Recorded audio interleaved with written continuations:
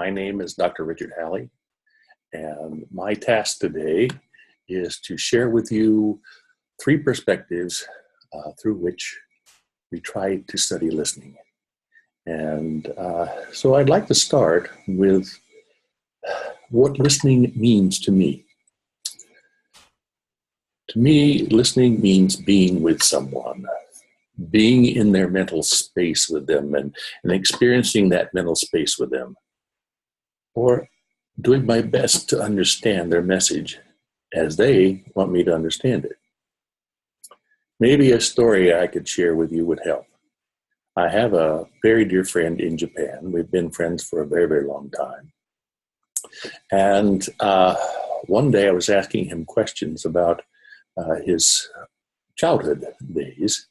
I was curious because, of course, he grew up during World War II, and I thought that might be a very interesting thing to understand.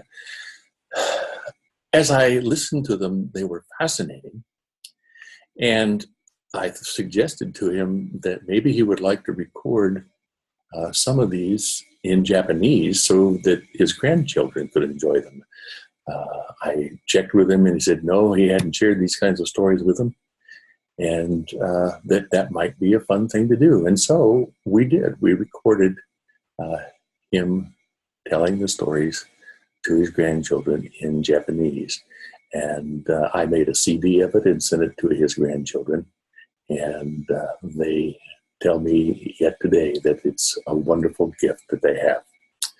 So that's what listening really is to me. Trying to understand somebody else's point of view and sharing their experiences with them.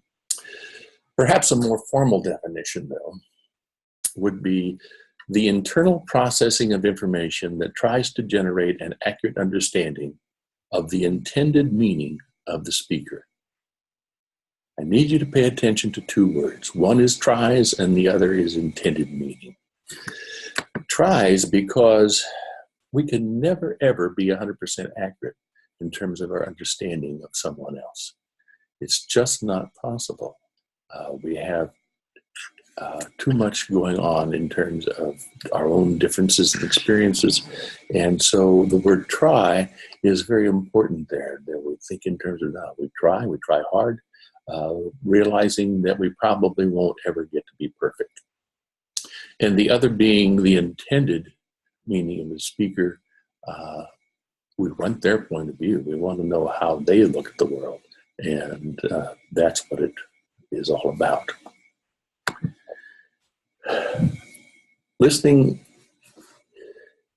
is really not all that easy to study sometimes. And there's a reason why it's really difficult.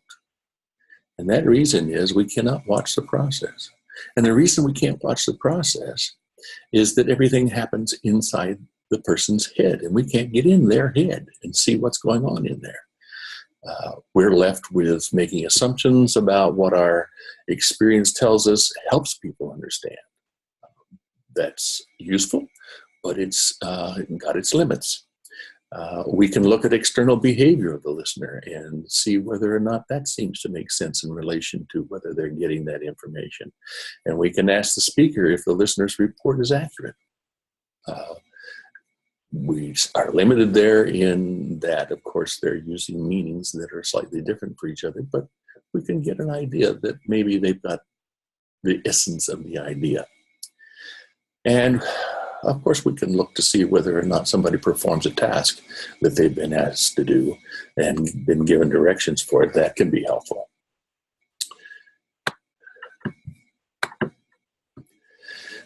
But none of these lets the person inside the head. Now, we do MRIs and fMRIs and try to study what's going on in there.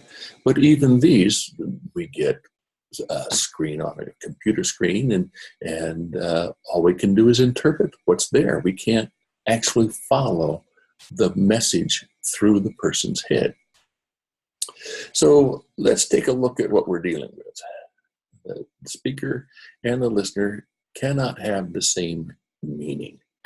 And what I'd like to do here is show you, and I need to show you my screen here.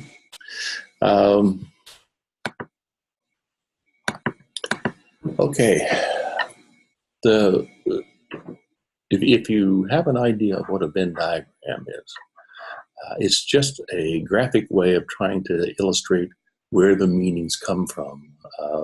There's the denotative meaning, of course, but everybody brings their own experiences to a word. And those experiences color the meanings in shaded ways, so that your meanings for a particular word are governed by the words that you choose.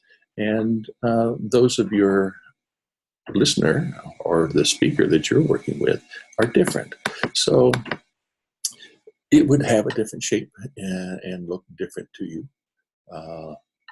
And your meanings would be slightly off kilter. So if we look at this then overlapping each other, we just make up how much overlap there is. But your task as a listener is, to, of course, to try to get those to overlap as much as you possibly can. So what do we study when we claim that we're trying to study listening? Currently, there are three major approaches to the study of listening that researchers and the theorists use. The first is from the spiritual point of view. At least that's a label that you could use for it. What we're talking about here is an exploration of the listener's values. It turns out that some values support quality listening better than others. It's important then to understand that the listener has to care about that person they're listening to. They have to honor the person that they're trying to listen to. And they have to respect that person that they're trying to listen to. Having this point of view means that you will interpret the words much more closely to what the person has in their own mind than you will without that. The other thing is to look at your wants, your listeners' wants. And it's crucial that you want to understand, and that you want to understand for no other reason than just understanding. You don't want to do anything with that information. The decision about what to do about it comes much later. Now, how important this is was demonstrated very well in a large research project that I and Carl Weaver did. Spent about $300,000 doing a series of recordings of speeches and stories and that kind of thing. And we asked students to listen to these and to then take tests on those stories. Well, one of the interesting things that occurred was that we also asked them how interested they were in each one of these pieces. And it turns out that the more they were interested in something, the better their score was on the tests. So that translates very clearly into, you have to want to understand in order to be able to do a good job of listening. The other thing that you can learn from this point of view is that it's crucial that you stay rested, because you can't listen well if you're tired. And you want to eat carefully. I bet you most of you know that if you eat a heavy lunch, the afternoon doesn't go quite as perky as what it would otherwise. And so you need to eat carefully and know that you're thinking about, you're going to be listening sometime soon. And so eating carefully is very helpful to that. It also means that we try to prepare ourselves to focus. And be clear on the purpose that we have with doing our listening. If we try to stay focused, if we try to stay clear that we're trying to understand and that's all we're trying to do, then that can be very, very helpful. So that's the spiritual point of view. The second point of view is called the cognitive point of view. Here's where we do a lot of work with psychologists and psychiatrists and neurologists. We look at the fMRIs here. We look at the things that people do. We do a lot of experiments. that help us understand how much information somebody gains from a certain kind of information. We learn how to use the information to help us listen, because some of the things that we learn from this point of view are very helpful to help you learn to listen better. You understand how to keep yourself focused and in trying to listen to the other person. And you learn the effects of different listening modes and the importance of staying curious. A curious person is going to get a lot more out of something that they're listening to than someone who's not. And so that's the cognitive point of view. And then there's the skills point of view. And the kinds of things here, focus can be a skill orientation rather than just thinking about how to do it. And so that's one of the things that we study when we're thinking about skills. There's a large number of clarification techniques available. And it turns out that quite often we're not quite sure what somebody is saying. We're a little confused, or we're a little unsure as to what that meaning might be. And so it turns out that there are many ways that you can approach trying to help that person clarify what they mean. The third thing in this area is to learn to handle your own emotions. If you're feeling something strongly while you're trying to listen, if you're feeling angry, if you're feeling delighted and excited about something, it turns out that that impacts how well you can listen. And so it's important to learn to keep yourself calm, and that will help you be able to interpret what the person is saying more effectively. And the last thing in this area is to learn how to respond to the speaker's emotions.